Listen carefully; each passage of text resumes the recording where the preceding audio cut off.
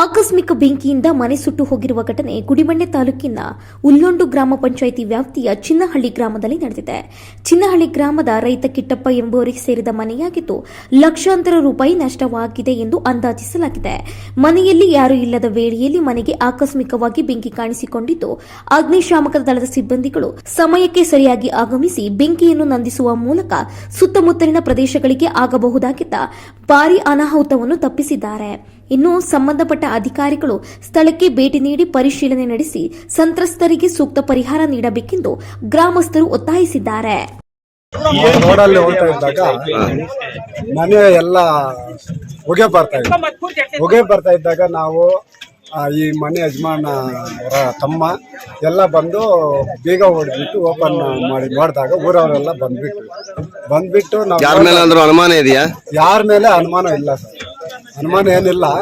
ಅದೇನೋ ಬಾಗ್ಲು ಹೊಡೆದ್ಬಿಟ್ಮೇಲೆ ಎಲ್ಲ ಮನೆಯೆಲ್ಲ ಬೆಂಕಿ ಅಂದ್ಕೊಂಡ್ಬಿಟ್ಟಿತ್ತು. ನಾವು ಬೀಗ ಹೊಡೆದ್ಬಿಟ್ಟು ನೋಡಿದಾಗ ಸರ್ ಸುಮಾರು ಒಂದು 10 ಲಕ್ಷ ರೂಪಾಯಿ ನಷ್ಟ ಆಗಿದೆ ಸರ್. ಎಲ್ಲ ಒಂದು 3 ಲಕ್ಷ ರೂಪಾಯಿ ಒಡವೆ ಹೋಗಿದೆ.